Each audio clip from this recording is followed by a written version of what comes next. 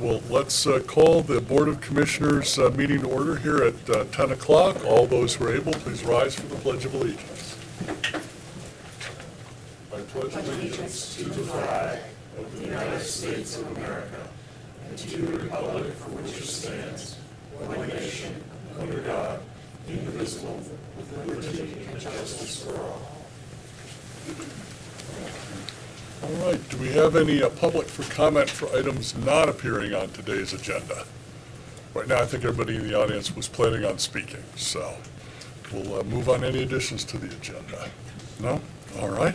If the meeting minutes are good, we'll take a motion. Okay, I'll move that we approve the minutes from the meeting held January 27th. I will second the motion. All those in favor do so by... This was done through the Commerce, Justice, and Science Minibus. It's an opportunity for us through the Department of Justice to apply for funding. We did this back in about May, that this opportunity came through for congressional directed spending. And we were able to work, as we said, directly with Fetterman's office to submit the application through. Then it was then passed on through McCormick and Thompson's, and then ultimately just this past January, just a handful of weeks ago, that was successfully voted and approved upon by the federal government, and we thrilled that we are able to secure this $1 million.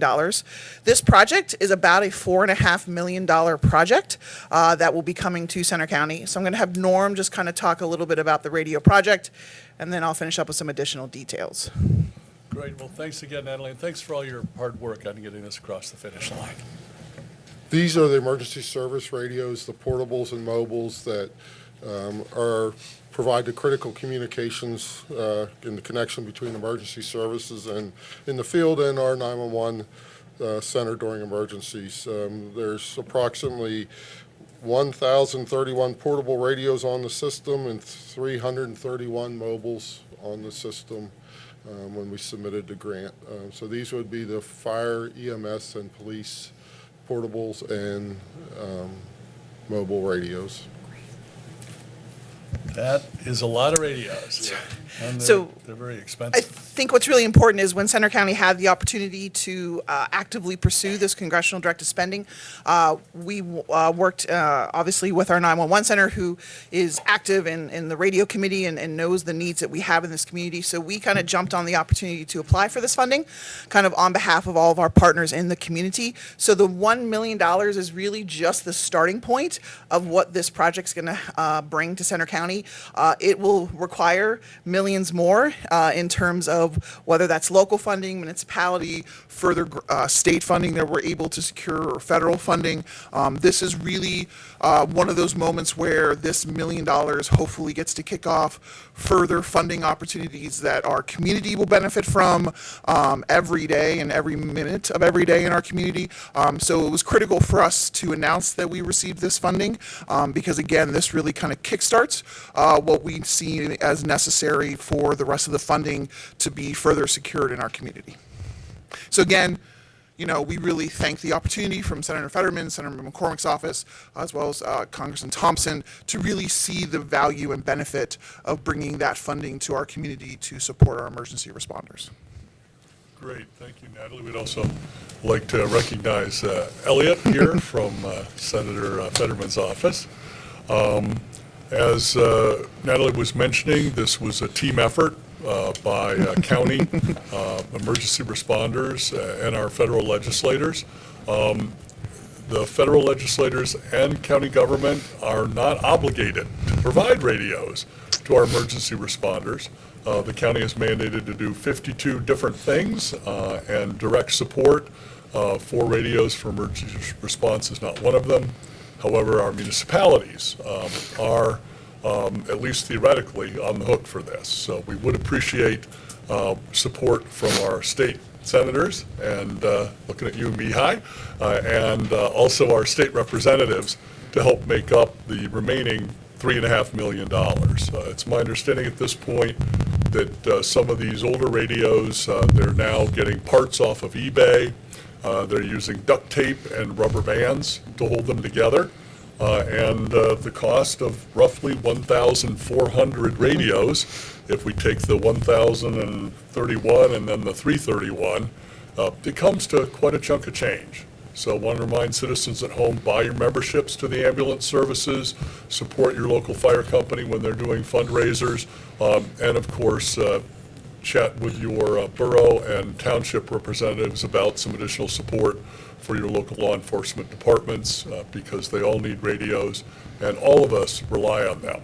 You know, when you call 911, the county might be answering that phone, but the people who show up are not county employees. In fact, in 99.8% of the cases, they're not even paid employees at all. They're volunteers. So please remember that, and I'll pass it over. Ambulance and fire companies are doing their own fundraising efforts on a regular basis to keep their operations solvent, and we need to remember that they're public servants who are serving all of us very often on a voluntary basis, and anything we can do to support those companies is really helping the public safety of all of us in our communities.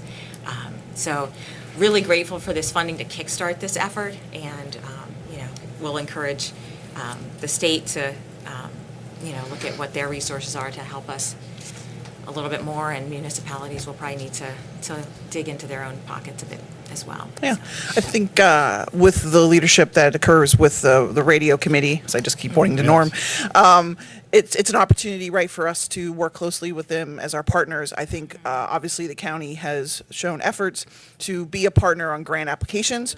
So if there are applications that are out there in the future that a municipality or fire department needs some additional support on in terms to be able to apply for that grant funding that would directly allow us to receive more funding, we would be open to that partnership.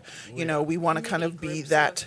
Maybe perhaps groups of municipalities. Sure. Or companies could work together. Exactly right. There's all different types of funding that's kind of out there in the community. You can be a nonprofit. It could be a municipality-only driven, county-driven ones. We are open to kind of partnering with all of them if there's opportunities as arise with some grant writing opportunities, any other kind of obviously fundraising and or municipality funding that has to occur. We deem them the experts in that, but we are really open to partnering in the future when it comes to some additional grants that we can secure. Yeah, and thanks again, Natalie and Norm and your crew and EMA and Center County Public Safety Training Center for working as a team with our federal legislators to make this happen. We don't see a lot of $1 million federal grants here in Center County. Do we have questions from the press on this? Yes. A clarifying point, I suppose. Just to make sure that I'm understanding it correctly, the overall radio and mobile upgrade and replacement, that's the $4.5 million number. The $1 million is just a kickstart to that. Yeah. Correct. And that's 4.5 million when we applied last May. So I would probably, be kind to say that we recognize that those costs can increase until we're able to secure them. But that at the time when we applied, it was a $4.5 million project. And then yes, the 1 million that we came is really the starting point of funding for it. All right. And then the one other clarifying point that I had, I know that it was kind of maybe briefly touched on, if and or when these radios do arrive and you secure the funding, will they be, I'm guessing, maybe this is a redundant question, they will be dispersed to the different municipalities across the county, and will it just be kind of Center County specific, or how would that work? It'd be strictly Center County. Okay. Yeah. Yeah, so that would be companies first due in Center County, right, Norm? Right. Right. And so we'll work with all Far down the, the road with how that would be done, so. then we'll work with all the partners as to how much of this will be allocated toward fire, how much toward ambulance, how much toward police protection. Obviously, it'll probably also depend a little bit on just how well off the various communities are as well. Because for some communities, what is it, looking like $3,500, $4,000 a radio? Yeah. It'll hurt, but they may be able to come up with the money. But for some municipalities, $4,000 per radio, and you need a couple dozen of them. Those bad boys are expensive. Yeah. They're super redundant and super rugged. They utilize a system that Center County has spent, Norm, over $20 million on over the last couple decades, that's incredibly redundant, and there's 19 different towers. And what percentage of the county landmass are we covering now, Norm? I know we're well into the 90 percentile. We're pretty much covering with the new additional towers we're doing this year, we're gonna be covering most of the county. Yeah, so by the end of the year or so, we should be covering about 99% of the land area of the county for these emergency radios. And I probably don't need to remind people in our more rural parts of the county that the cell phone coverage is nowhere close to 99%. Heck, I lose cell phone coverage on the bypass all the time. We can't have that for our emergency responders. And as counties in this part of the state go, at 99% coverage is probably, what, the best in the area? Yeah, we have very good radio coverage, Yeah. and we're building 4 towers this year. We just went live on 2 weeks ago, 3 weeks ago, and Millheim Fire Company was able to use it for a snowmobile crash back in Poe Valley where there wasn't any coverage before, so. As Norm is demonstrating, this is a team effort. The county has the radio backbone in, has the 19 towers, has the 911 answering and dispatching, but the radios and the emergency responders themselves are more the responsibility of the municipalities. So, all right, Tim, did you have any? Yeah, just curious with the new radios, are there going to be any sort of new features, things that they can do that these current ones can't do? Again, it's probably too early in the project to determine what new features are available. We'll have to look at whether our system is capable of that. But it'll be the newest technology of radios, so whatever we can implement, we will. That's all I had, thank you. Great, thanks. Well, we wanted to make that announcement. We do appreciate our federal legislators allowing us to make the announcement. I mean, we did a lot of the paperwork, but it's the federal money. So, again, big appreciation to Senator Fetterman and his staff for leading this, but also Senator McCormick and Congressman Thompson and their staffs for supporting the effort. These are highly competitive grants that all 3,067 counties in the nation, and probably some larger municipalities, were also eligible for.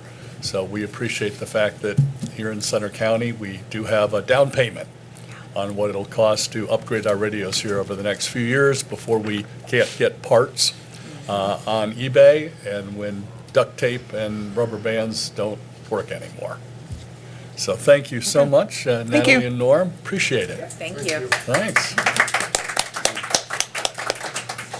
Now moving on to an exciting proclamation that we look forward to every year, Proclamation 6, proclaiming February as Black History Month in Center County.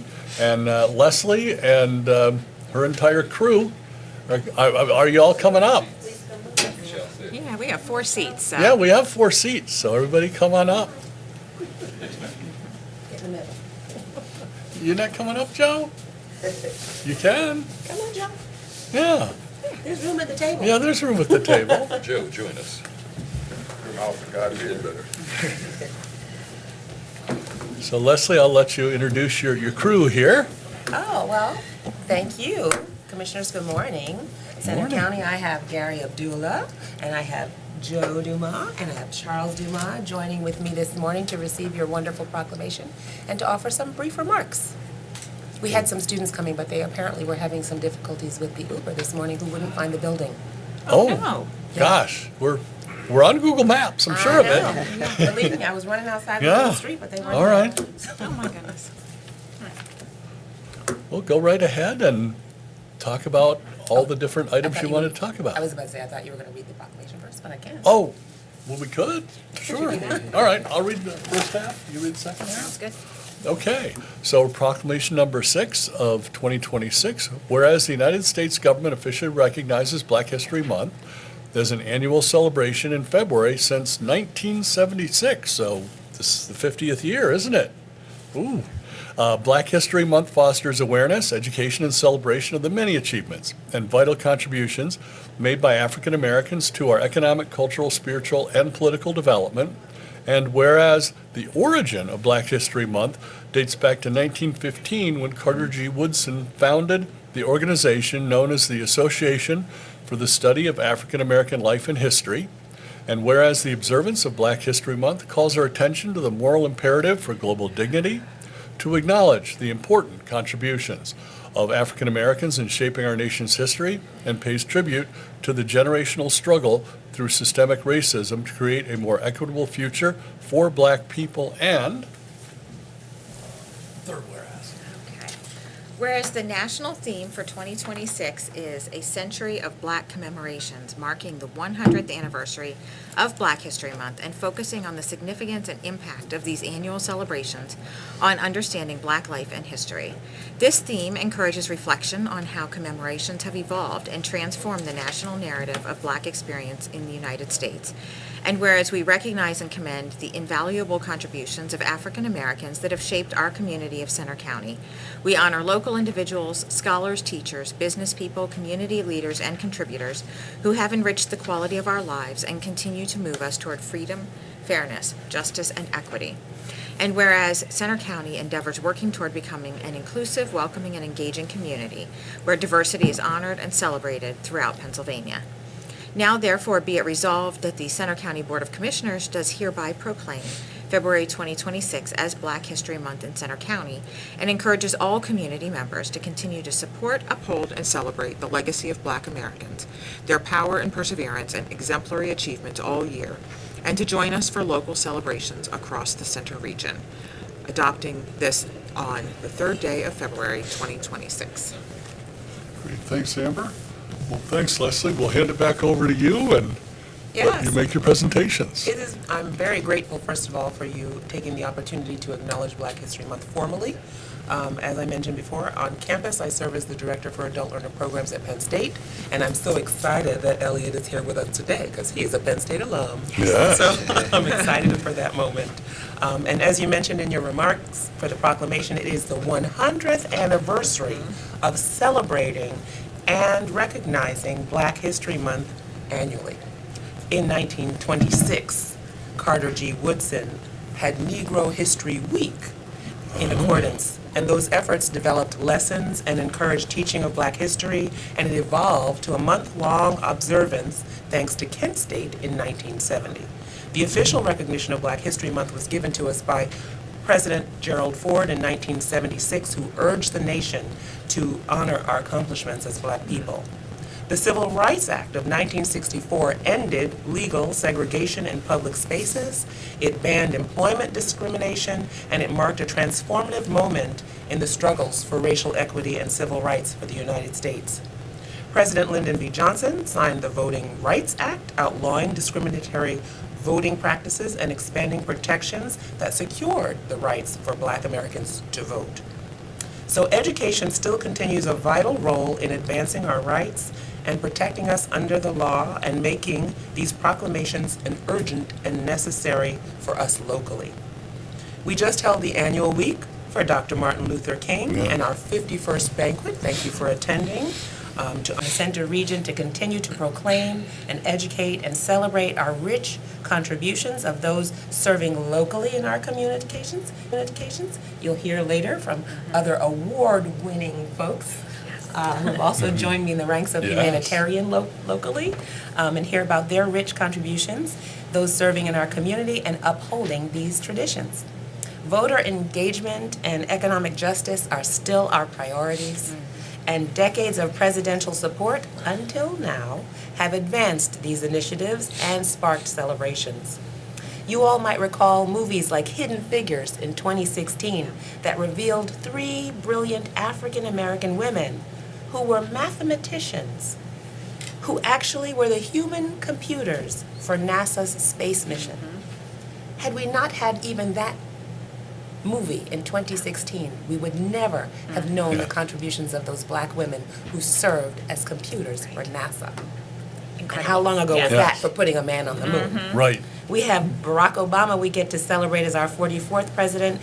From 2019 to 2017 was African American. We get to celebrate Kamala Harris. We get to celebrate so many more people. And for generations to come, we make strides and significant contributions to education, to science, to politics, to arts and entertainment, and all of the industries. In the words of Lucille Clifton, won't you celebrate with me that every day something has tried to kill me and failed? As Black people, we have a legacy of undaunted hope, resilience against oppression, and the responsibility that comes to educate future generations that continue to challenge the stereotypes as we strengthen our democracy and promote social justice and dignity for all of humanity. I encourage the councils and our residents to come out and celebrate. I want to point out that the Bellefonte Art Museum is holding their Underground Railroad exhibition, Journey to Freedom, in 2026. And that invites visitors to explore stories, courage, resilience, and the pursuit of freedom through their artifacts and their narratives. So I would encourage all residents to go and drop in and see a chapter of history for those who continue to individually risk everything in the search and the pursuit of liberty. We have a National Day of Racial Healing today in the borough. I invite all of you, hope I will see some of you later at 11 o'clock. It's a free luncheon, come for that discussion. The Center for Performing Arts is also bringing Cirque Calibante Afrique. If you like acrobatic performances, there are some that you'd like to see in February. We have a storytelling event happening in February down at Fraser Street Commons on February 11th. And I want you to join me for Beads and Brilliance, our heritage and our achievements, a little gala, not quite the sneaker ball this year, but it will fundraise for the 1865 Freedom Legacy Scholarship that Juneteenth supported and awarded 3 students last year, and we will continue again this year. So come out. I invite the community to take part, to learn more, to be more, and to celebrate with us. And I thank you all for continuing to support and inform and recognizing Black History Month for the entire Center region, and I thank you for that. Gary and Charles? Okay. I'll continue the invitations because we are also in the midst of African American Read-In, which takes place throughout the month of February. And what that is an opportunity for books of color to be read in all of the elementary schools in the State College Area School District. And there's a book with your name on it. And if you find this out, you've got my email address. I can give you the dates for the individual schools. I'm pretty sure I've done this before. You've done it Yeah. before, yeah. And it is a lot of fun for one thing. And one of the really good upshots is all the little kids' books are very short, and so Yes. it's a great way to participate in African American history, and the kids love it. So, I jumped ahead. My name is Gary Abdullah. I am a resident in Hauserville. I'm also the vice chair for State College's Racial Equity Advisory Commission, and I've been in Happy Valley for way too many years. But we need those traditions upheld for many, many years. Yeah, oh, definitely. And an indication is that I was driving my grandson to school today because it's cold, and I told him I was going to be here to receive the proclamation, and he paused for a minute and then asked the question, will the proclamation have any kind of long-term lasting effects, or is it just, you get a piece of paper and go home? Good question. They're smart kids nowadays. Before I could answer, he gave me his answer. And he explained that for him, it is a way for our community to continue to acknowledge the contributions of some of his constituents, African Americans, within the community as an ongoing process.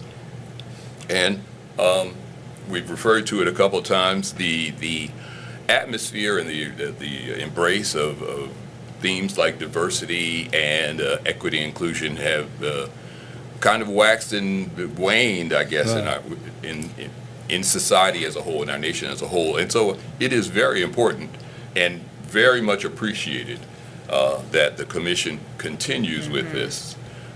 It would be easy to say, we did it last year, let's not do it this year. No, we're doing it. Every year. As long as Amber and I are on the board, we're doing it.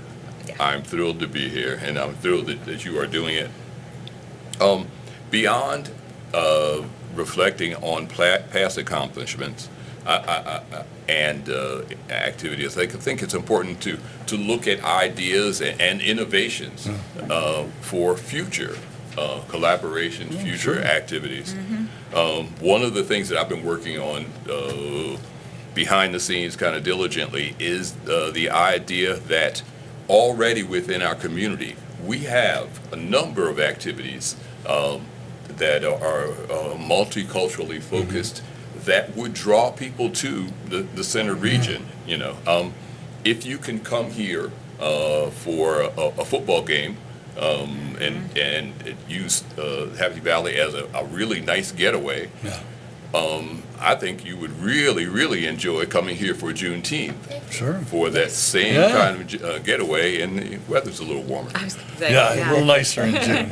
Yeah. And we are working on those sorts of ideas now. And I think the important idea that I want to get across is, again, we appreciate your continued support. And I wanted to, from my perspective, emphasize that allyship is a two-way street. It's a two-way activity. It is an ongoing relationship.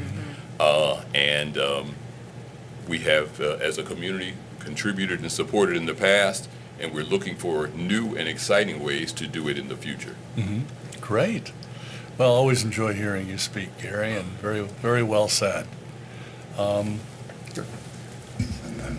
Charles Dumas, resident of Center County. As a matter of fact, an elected official of Center County. Yeah. So both of them very surprised. Yeah. The inspector in our precinct. Anyway, I want to kind of go a different direction, and that is to sort of thank you for the work that you've done, and thank you for the work for these young folks have done. But there's a history here that's very important. That Black history is American history. Oh, yeah. American history comes from Black history. If you go back and look at probably the most important event after the Revolution was the Civil War. And if you look at in the Civil War, what happened is not only Gettysburg and not only Vicksburg, but also the participation of African Americans. If you go out and look right down the street here, and you will see a list of the colored soldiers. Well, those colored soldiers make up almost 200,000 African Americans, most of whom had been enslaved before the Civil War, who participated in bringing about the Union victory. So without those 200,000 troops that came in really after the Emancipation Proclamation in '63, there would be no United States of America. Right. So Black history is American history. If you go back and look at the work of people like Donna King, Professor Donna King, who was very important here, right here in Bellefonte, in bringing about the history of those people and the history of other people. Bellefonte and Center County was a center of Black participation back in the last century. I mean, more than 15%. The estimates, folks were Black folks. That this was the place where there was an underground railroad, which was centered right here in Center County. So that to participate, it's not just this sort of exotic holiday of those strange people. It is fellow Americans celebrating each other. As we celebrate St. Patrick's Day, as we celebrate all of the ethnic groups that make up the grand mosaic that is America, Black folks fit into that. We all fit into that. We're all brothers and sisters in this process. And that if we have that understanding that we're not just sort of picking out that group over there, but picking out each other. So that's why I've neglected to introduce my wife, Joe, that it's not a color thing, it's an American thing. You know, and let us celebrate that process. Thank you. Thanks. And thank you, Charles, for your service as a veteran. Yes. Joe.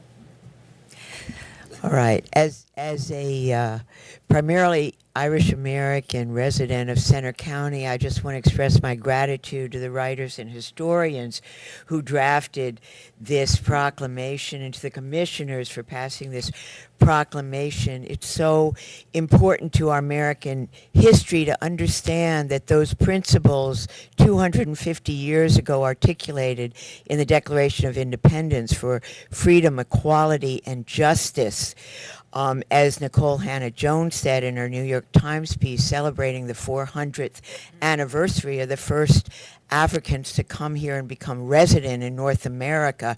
She said that without the struggles for those principles of justice and equality to become, those struggles of African Americans to make those principles of justice and equality real, we would have no democracy at all. And so I'm tremendously grateful to everybody who made this day possible and this proclamation possible. Thank you. Great. Well, thank you, Joe, and thanks for coming, everyone, as we gather this Black History Month to honor the struggles, resilience, and triumphs of African Americans throughout our native nation's history. We must remember that the fight for truth, justice, and representation is not just a story from the past. It is a living, breathing struggle in the present.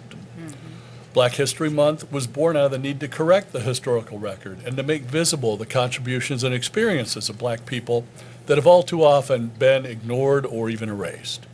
It is the time to celebrate the beauty of Black culture, the strength of Black families, and the enduring legacy of Black leaders who fought very hard for freedom and equality.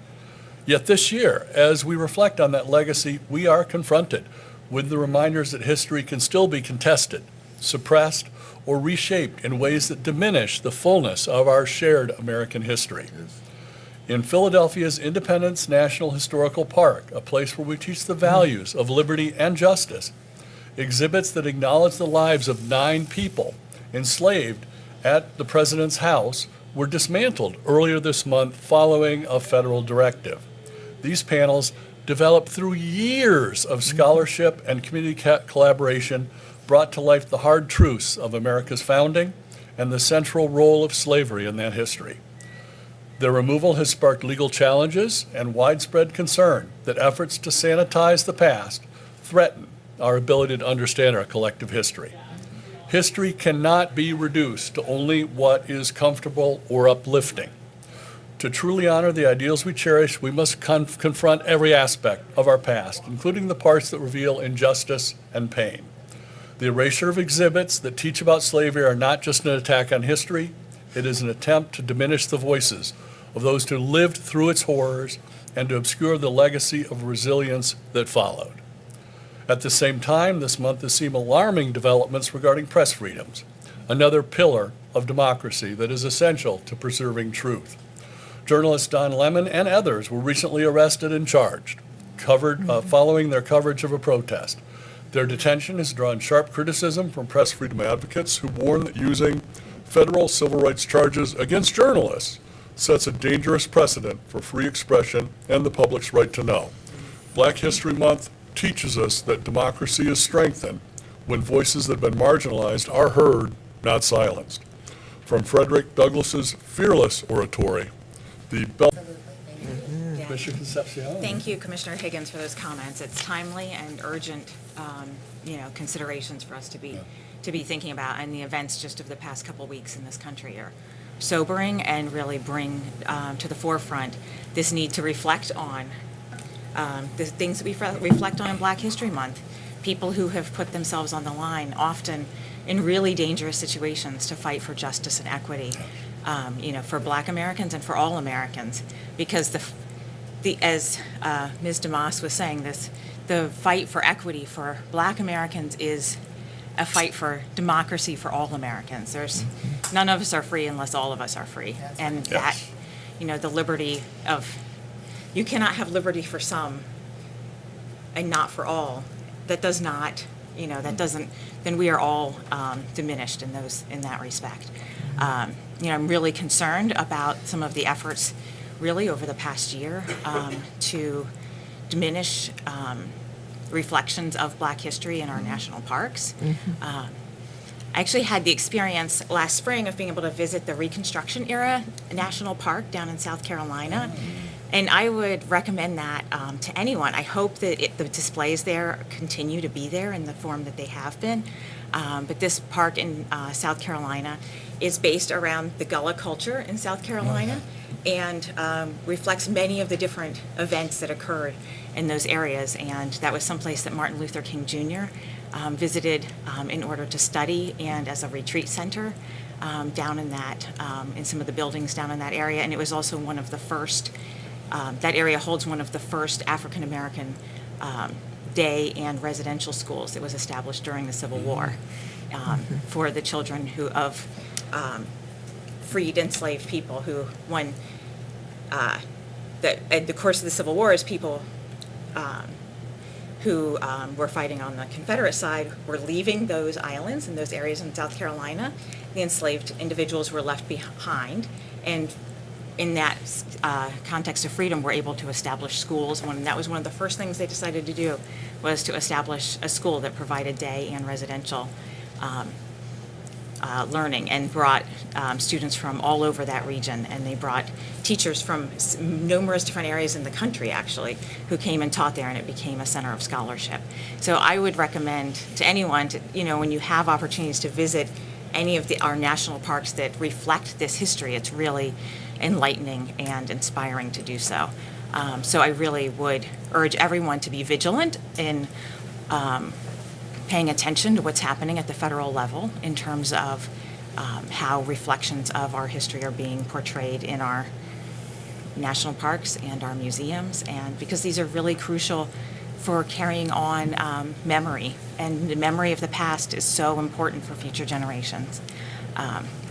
One of the things I'm proud of from my time on the State College Area School District Board was being one of the first schools in Pennsylvania, or school districts in Pennsylvania, to establish a district director for equity in our schools.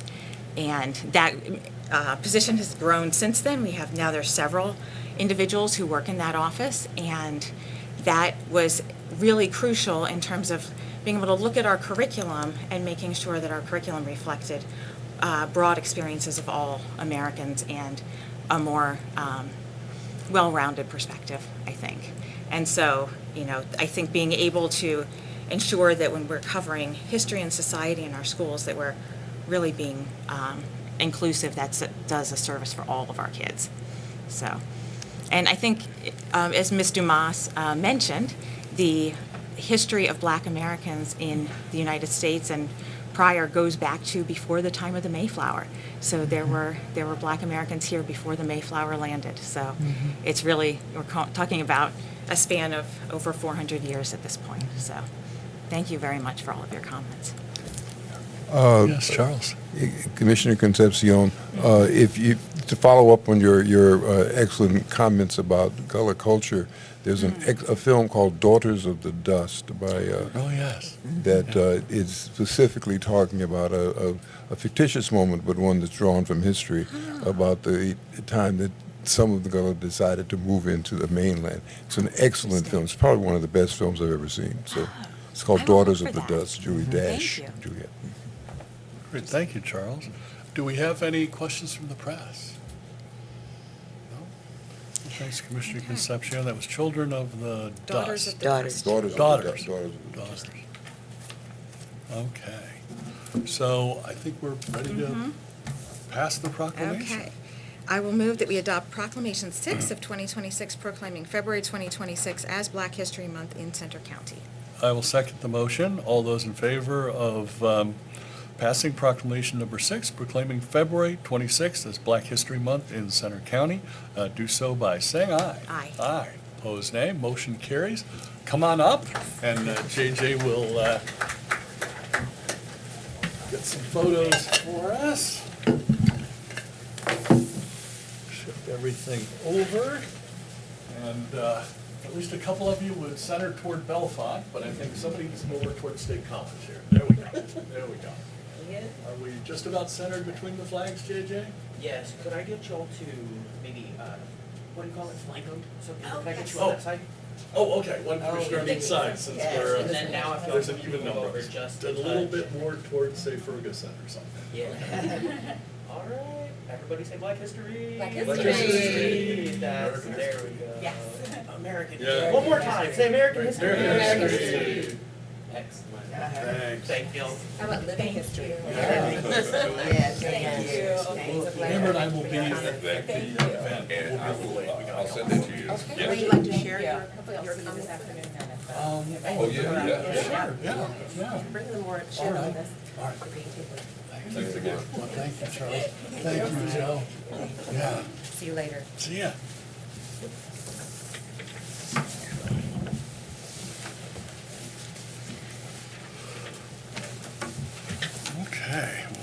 couple of big things here, starting off the morning. Now we'll get into the county's business here.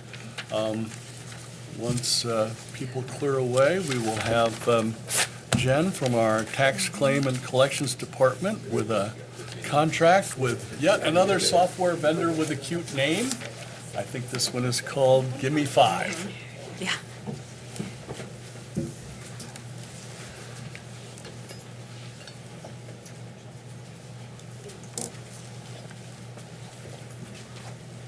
Good morning. Morning. That was very lovely. So I am here today to request approval for returning to Give Me Five, a Geiger company, for the tax claim and collection certified mailing and to convert from physical green certified mail card receipts to an electronic format. All right. This change maintains certified mail tracking, proof of delivery, eliminating the handling of green cards, and improves efficiency. For 2026, the total estimated cost with Give Me Five or a Geiger company is $10,340, including a one-time programming fee with an annual cost then after that of $6,100 a year. Starting in '27, the comparison, the county spent $27,742 on certified mailings in 2025. This change results in estimated savings for the county of approximately $17,400 in 2026. Based on this savings and efficiency, I am requesting approval for this process. Well, that sounds absolutely fabulous, Jen. Saving $17,000 a year and still giving the service to the citizens. That's And a better wonderful. service, so, Yeah. yes. Yeah, Commissioner Concepcion. Sounds reasonable. Thank you. All right. Okay. Well, shall we take a motion? Yeah, then? I'll move that we approve the contract with Give Me Five, a Geiger company. I will second the motion. All those in favor of approving the contract with Give Me Five, a Geiger County, do so by saying aye. Aye. Aye. Opposed, nay. Motion carries. Great. Okay, Thank you, Jen. Have a good day. You too. And then Jonathan has multiple items for us. I think we'll start with the capital projects. Yes, good morning, Commissioners. Good morning. This morning, I'm asking for your consideration and approval of change orders with GM McCrossin for the installation of handrails along the elections entrance, door and hardware changes for code requirements in the basement. These change orders total $121,335. And then also brick repair, door sill repairs, and additional wayfinding signage throughout the building for a total of $147,104.61. The next change orders are with Ainsworth Incorporated for repairing a clogged roof drain, additional site lighting controls, and ductwork changes and sprinkler head changes due to ceiling changes in the mechanical rooms. Those total $11,852.01. Great. Well, thanks, Jonathan. I know these are mostly code items. Yes. And thankfully, we did have a contingency in place to help cover these sort of items. Correct. The majority are the code required items for doors needing to be changed their direction of swing. Yes. The additional handrail along the elections entrance is due to the fact that we could not maintain under 5% slope. Yep. So we had to have handrail on both sides of the sidewalk, just items like that. Yeah. All right. Any questions, Commissioner Concepcion? No, it's a little disappointing that we have to spend this much to meet these code requirements at this point, but, we'll make the best of it, and unfortunately, we had some contingency to do this, so. Yes. Yeah. I will move then that we approve capital items 1 and 2. I will second the motion. We have a motion and a second to approve the two items for capital projects. All those in favor do so by saying aye. Aye. Aye. Opposed, nay.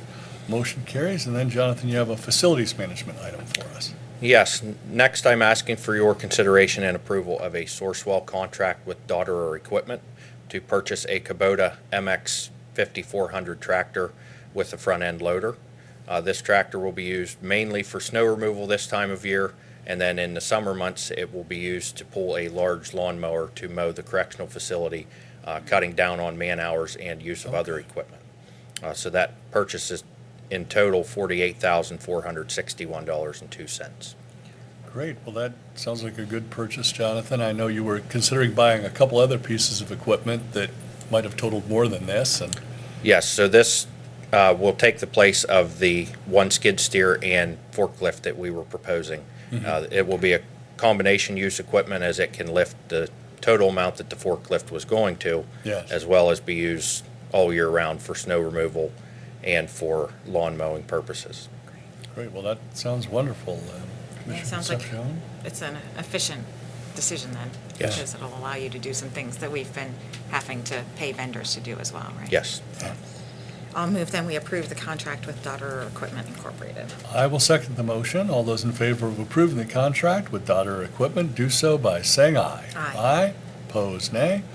Motion carries. Great, thank you, Jonathan. Thank you. Thank you. Again, thanks again to you and your staff for the great job in the immediate aftermath of the Snowmageddon. Absolutely. Yeah. The guys spent numerous hours here cleaning up, including into the following week, Yes. moving snow into the yard to try to make additional parking spaces. Yep. So, thank you.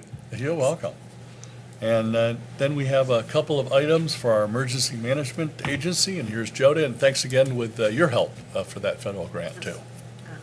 I'm here this morning to ask you to consider approval of the grant agreement of the Hazardous Materials Response Fund grant. This grant total is $9,790. It's state-funded for the period of July 1st, 2025 through June 30th of 2026. My second item is I ask you to consider approval of the recertification with Pennsylvania Emergency Management Agency for Eagle Response Services for the time period of November 1st, 2026 through November 1st of 2030. Great, well, thank you, Jody. We do appreciate the Hazardous Material Response Fund grant and getting all the paperwork filled out and returned timely. And also, of course, we're very pleased with our coordination with Eagle Response. They've been a great partner. Yes, they have. Commissioner Concepcion? Yeah, no, thank you for this. Makes sense. I will move then that we add the Emergency Management Agency items 1 and 2 to next week's consent agenda. I will second the motion. All those in favor of adding the 2 Emergency Management Agency items to next week's consent agenda, do so by saying aye. Aye. Aye, opposed, nay. Motion carries. Thanks, Jody. Thank you. Thank you. All right, and coming here from the back, we've got Rika with a change in scope for a liquid fuels item. Yes, I'm here today requesting the consideration and approval of change in scope for Bannerside Township's $60,000 liquid fuel program award to allow the purchase of different equipment. All right. Burnside Township has since received the LSA grant to fund the equipment originally approved under the liquid fuel program. All right. Under the liquid fuel tax revenue. So the originally approved equipment was for 4 Super Duty truck with an estimated cost of $131,187.11, and the proposed replacement equipment is 2026 case 221F compact wheel loader with an estimated cost of $122,184. We also confirmed it from PennDOT municipal staff that the proposed equipment purchase is an eligible expense under the liquid fuel program. Great. Well, thanks, Rika, and thanks for being flexible for the township. Sounds like they did receive a state LSA grant for the equipment they were originally looking to buy, and now they're utilizing liquid fuel monies to purchase something else that they need. Burnside Township is one of our larger townships, but does not have a very large population, so I'm sure they appreciate the extra funding. Commissioner Concepcion? Yeah, thanks for working on this for them. Then I'll move that we approve the change of scope for Burnside Township. I will second the motion. All those in favor of approving the change in scope for Burnside Township, do so by saying aye. Aye. Aye, opposed, nay. Motion carries. Great, thanks. Thank you. Thanks, Rika. Have a good day. All right, moving on to Human Services. Oh, here she comes. Leah from Children and Youth Services with an item. Good morning. Good morning. I am here this morning to request your consideration for the approval of a letter of support for the Child Maltreatment Solutions Network at Penn State. Penn State is, the CMSN specifically, is looking to apply for a grant that would allow them to provide parent-child interaction therapy, PCIT, in the Center County area. And so what they are looking for is a grant that would allow them to serve about 200 children over a 5-year period of time, providing evidence-based programming through the traditional standard PCIT as well as the new version, which is a trauma-based version of parent-child interactional therapy. And so what they're looking to do is offer these services to families that are at risk and families that are involved with the agency to reduce and prevent child abuse and neglect, but also evaluate the effectiveness of both models, the standard model as well as the newer trauma-informed model. And so they're just simply asking at this point for a letter of support in their application for the grant, and then should they become eligible, looking to partner with the agency to identify families that will be willing to participate in this study. So at this time, there is no cost to the agency. It's just simply asking for our support in their grant application.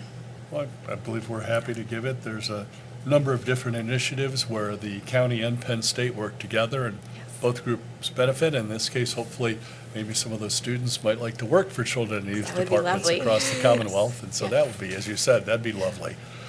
So yeah, I think we'll strongly support this grant and urge this. Is this a state level grant?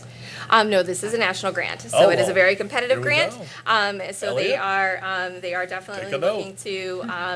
looking to going big, I guess is probably the word Yeah. to say it. But it's looking to be able to do this over a 16-week period of time for each Yeah. family that they're working through. So it's definitely a longer term service that we're looking for, and then hopefully to bring in additional supports to our children and families. Great, Commissioner Concepcion. Yeah, I'm glad to see this, the idea of the, being able to work on developing more evidence-based practices that then can be incorporated into various county agencies then across the Absolutely. state potentially could really benefit from this. Yeah. So, okay. Great. I'll move to approve the letter of support for the Child Maltreatment Solutions Network at Penn State University. I will second the motion. All those in favor of approving the letter of support for the Child Maltreatment Solutions Network at Penn State University, do so by saying aye. Aye. Aye. Opposed, nay. Motion carries. Great. Thanks, Great, Leah. thank you, thank you.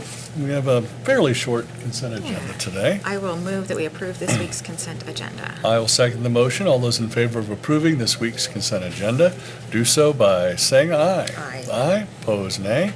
Motion carries. I believe, do we have we do have a check run. and a voter reg, yep. All Okay, so the check that I'd like to recognize today on our check run is written to Center County Federation of Public Libraries. Oh, great.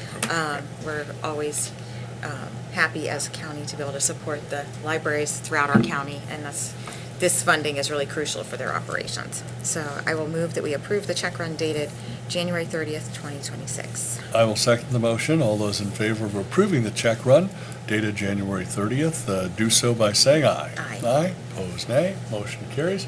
Check it real quick. No administrators report, John? Nothing to report at this time. Okay. So back to the voter registration. Great. So at this time, we have 102,098 voters registered in Center County. Of those, we have 41,409 Democratic registrations, 159 Green Party, 563 Libertarian, 15,941 with no affiliation, 42,026 Republican, and 2,000 that are, exactly 2,000 that are registered with other small minor parties. These numbers are up 24 from our last report, bringing our total to 102,098.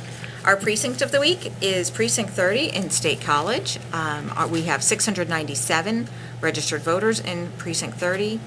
There were 69 ballots cast in the November municipal election for a voter turnout of just under 10%. State College East Central 3, which is Precinct 30, votes at the Friends Meeting House at 611 East Prospect Ave in State College, and we'd like to thank the Friends Meeting for the use of their facility. Great. Thank you, Commissioner Concepcion. And we again want to congratulate Center County voters for an absolutely massive turnout yeah. in 2025. It was substantially above many gubernatorial elections from over the last couple of decades. It was just amazing. Yeah, some of the student-heavy districts don't really represent the Right. overall turnout that we saw. Yes. Yeah. So thanks again to the Center County citizens for registering to vote and then exercising their right to vote. Center County government offices will be closed on Monday, February 16th, in observance of President's Day. Do we have any executive sessions to report or hold? None to report, however, there is a need to hold an executive session to discuss a legal matter, if you don't mind. All right, no problem. We'll make sure we mention that at the end. For the remainder of our public meeting schedule, on Thursday, the 5th, we have a combined salary board and Board of Commissioners meeting at 10. And then on Tuesday, February 10th, the Board of Commissioners meeting at 10. And we'll take questions from the press. I'm all good. I got one. I'm full of questions today. So, as you all most definitely know, last week's America 250 event Yes. got canceled. I was just curious if there was any word on if and or when that might be rescheduled, and if not, what all may have been discussed at the event. Right. So we are working with the Happy Valley Adventure Bureau and the America 250 organization to reschedule that event. I believe there were at least 4 other counties that, due to inclement weather, had also canceled, at least, maybe more. And so I think we're all working with America 250 to try to find something, hopefully in a slightly warmer part of the year, where we can reschedule it.